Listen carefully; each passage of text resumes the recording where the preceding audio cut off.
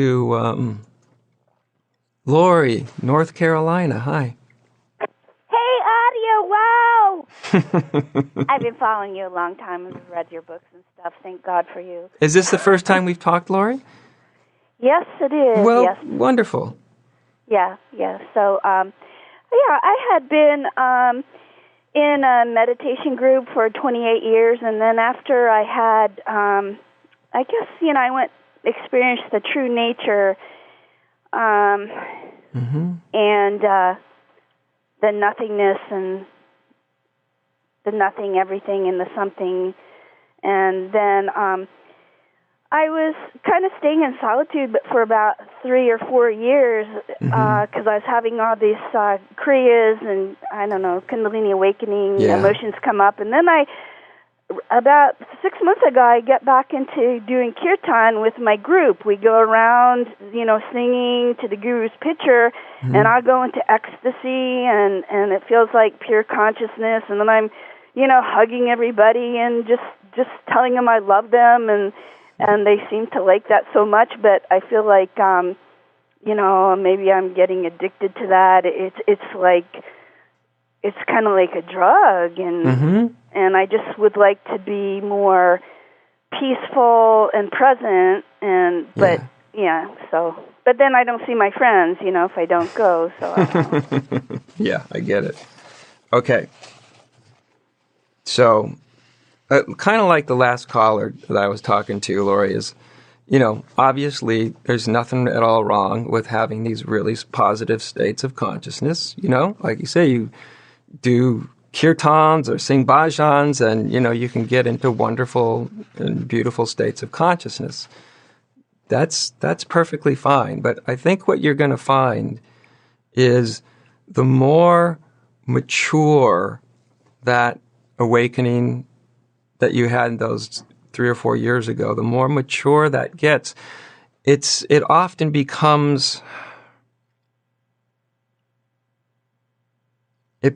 more ordinary in a sense. Right. Yeah. Right? And you start to see, God is also in the most ordinary of moments. The most ordinary circumstances, are also a play of the divine. And it's not that those are somehow better than more extraordinary moments, but, it kind of starts to break down that part that, has a preference for, how the one shows up, how it's experienced. And so, you have those experiences. My only suggestion would be, as is almost always the suggestion, is just don't hold on to them. Yeah, that's good, yeah. Don't hold on to them, and don't make anything out of yourself by having them. You know what I mean? Yeah, remain detached and humble from, I feel like it's just a conduit. It doesn't have anything to do with me. Yeah. I feel like I've cleared out enough garbage and emotional stuff the last 4 years that maybe that's what's happening, hopefully. Yeah. Did you go through that idea where you were just clearing out, just sometimes it feels like purging for the planet, where you feel all this grief and just, wow, it's just like, wow. Yeah, I did. I went through some of it. Yeah. I had my own version. Everybody has their own version of it. Some people go through, they really purge out a whole lot. And some people a little bit less, who knows the reasons for that. But that's often the way it happens. But almost everybody goes through a phase in which, where, and in a certain sense, it's kind of necessary, because often part of certainly an initial kind of awakening is it's a totally, we transcend all of that. Right. And then all of that starts, the real purification actually starts after awakening, not so much before. Oh, what do you mean? Well, because like you say, the purging then starts in earnest sometimes.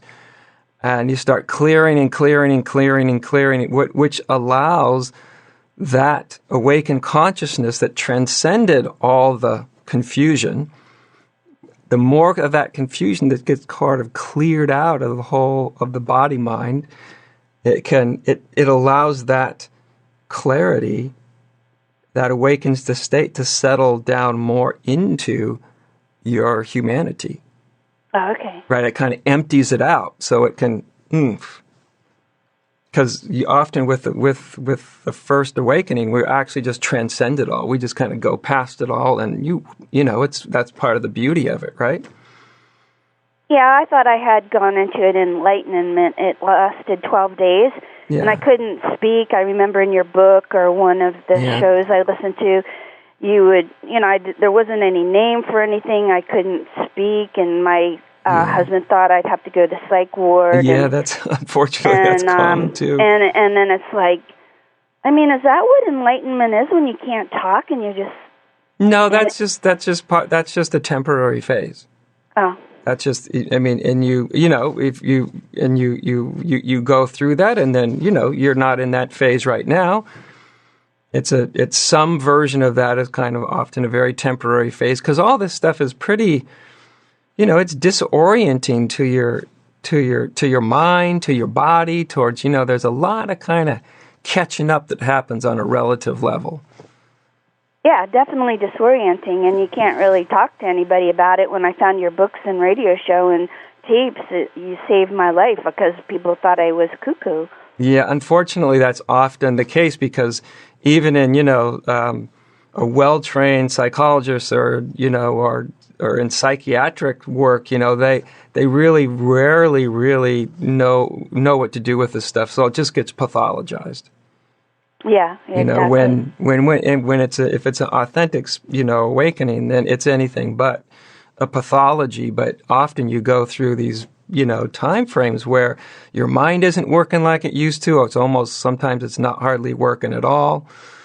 And it's just, boy, I could write probably 3 or 4 more books just on, what can occur for people. So you're going to write some more books? Yeah, I'm kind of getting going on another one. Oh, good. Because I have all your books so far. It's great to talk with you. Yeah, fantastic to talk to you, Adya. Thank you for all you do. Just much gratitude to you and love. You're very welcome. I appreciate it. Okay, take care now. Yeah. Bye. Yeah, I've often had sort of a, I wrote one book on that stuff, the End of Your World, and I've often thought of doing sort of a follow-up book that would kind of go more into it and in a sort of deeper way, because that book I think I hope it was useful for some people. There's also you can only touch on so much in one book, and so I've thought about going and doing a book about that awakening after the sort of initial opening that people go through. I haven't yet done it. Probably one of these days I will do it. It may be the next book. Who knows? But also, I have certain reservations about it, because it's interesting, because it can spook people. If people read a book like that before they've gone through any of that, when you're going through it, it can be really wonderful to find somebody who can contextualize what you're going through and that understands it and can help you relax with it, and it can be really, really helpful. But if you read too much about that stuff before you go through it, it can really scare people, because from the ego mind, a lot of what gets talked about can sound pretty threatening, like the last caller, to have your mind go pretty much completely offline for 10 days, really almost not be able to talk or say much. For a lot of people, that's going to, like, my God, I don't want that to happen. Not that it's going to happen for everybody that way. It's another part of all this, and there are commonalities, there are certain sort of junctures in this whole unfolding. But having said that, each person also has their own unique way that they go through it. It's kind of like the trajectory is all the same, but the way people go through that is very unique to them. And so, you can't pin it down too much, because I've been doing this for 21 years now, and I've seen so many people go through, much beyond the initial awakening, and it is so unique to each person, and it's so individual to each person that you can't really make a cookie-cutter approach about it. But perhaps one of these days I'll get down to sort of writing the volume 2 of that book. We'll see. But it's part of it was actually one of my motivations when we started to do these broadcasts. Gosh, I don't know, probably getting close to a decade ago, 7 or 8 years at least. Was wanting to have some way to reach people that might not have any real connection to people or communities that understand this deeper level of spiritual unfolding. And one of my motivations of having this program, and continues to be, to be able to connect with those people, to have someone who knows where they might be. I've had people all around the world, right? And sometimes they live where nobody talks about this stuff at all. And it can feel like a real lifeline. So it's because, when our consciousness really goes through this transformation, it can be quite a journey. And the initial awakening it's the first step of that journey. In many ways, it's the most significant one, but it's by no means the last. And so hopefully, even with you all that call in and share your experience too, I'm sure sometimes that helps somebody else halfway around the world, find connection points. I remember when I was going through this, I would look through hundreds of years of spiritual literature, and every now and then I'd find what I called breadcrumbs, just somebody that left a little something behind. They wrote about something that corresponded to my experience, and when you come upon one of those breadcrumbs, I used to feel just so thankful, because I would feel like somebody came by this part of the journey somewhere, often hundreds of years ago, and sort of, pinned a little note, to the tree along the way, and sometimes hundreds of years later than there I am, reading it in a book, and it feels like you found like a long-lost friend when that happens to you. And so I've always thought that I hope that part of this teaching effort can be those kind of points of connection for people that are going through this process. It's a big reason